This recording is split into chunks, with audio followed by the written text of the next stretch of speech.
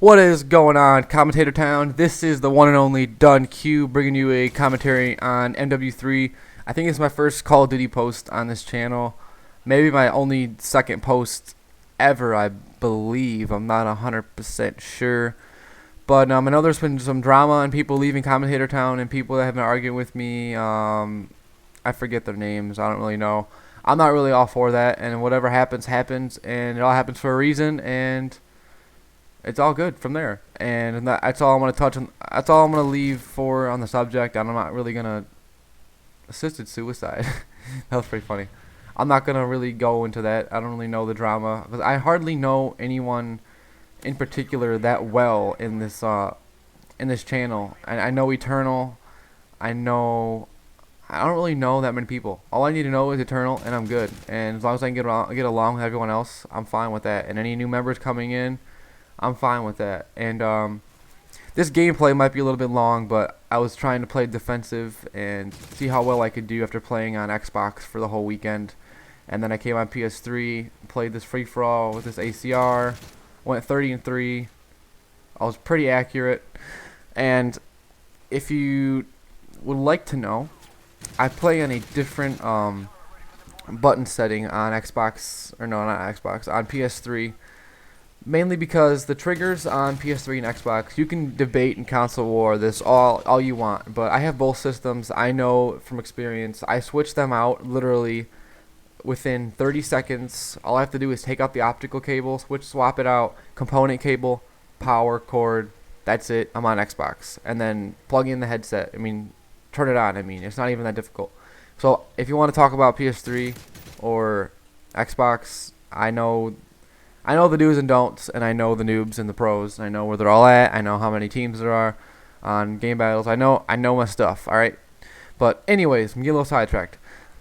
On PS3, I play on tactical flipped because I feel the PS3 triggers, the L2 and R2, are more realistic than they are on Xbox.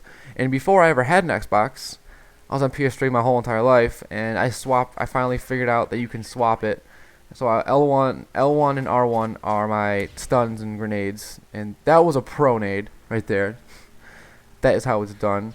And so I play like that, and I play on a sensitivity of 6 for regular guns and 8 for sniping. Mainly because, I used to play on 10 my whole life.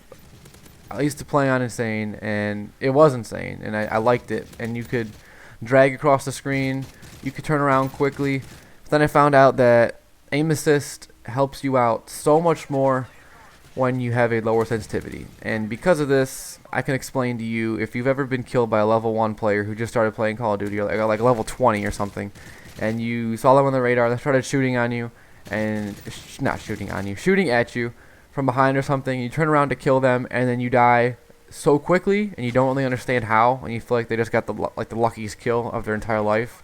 And if you didn't watch the kill cam, you should have, because you'll see when noobs that are new to Call of Duty play on level 2 sensitivity, or 3, whatever low is, what it comes as default, the aim assist helps you out so freaking much. You can just have someone run across the screen and it'll take your crosshairs with you. And when it's low, the sensitivity, and you're standing there shooting someone, and your back is facing this noob, and you try to run away when you're getting shot at, and you die so fast, it's because his sensitivity is so low, and aim assist is helping him out so much that his crosshairs are not even moving. He's just shooting, not even moving his analog sticks. He's just spraying and praying and killing you instantly. So I play on level 6 of sensitivity for regular guns and 8 for sniping. I just swap it out. Like, let's just say I want to go for clips, I just change it to 8 and start sniping. It's that simple, and it's really easy of a transition. But it's a slight, you can definitely tell the difference, but it's so quick to adjust and get used to, like, within seconds, that it's perfect. So if you want to take my advice, I would go 8 for sniping and 6 for regular guns, because you don't want to be able to, you want to have that drag effect while sniping, but you don't need the 10 sensitivity effect, in my opinion. If you really want to go from 6 to 10, it's much harder to adjust in a short amount of time, and I play game battles and have to be able to use regular guns on the spot, and that's why. But yeah, that was my little rant for being a pro. I'm gonna change the subject here. I went on vacation to the Silver Lake sand dunes in Michigan, like out by Muskegon area, like the west side of Michigan, with my family, and we were almost killed on Friday the 13th. I kid you not. This kid decided to get over it and not do a head check. We were on a 2-lane highway.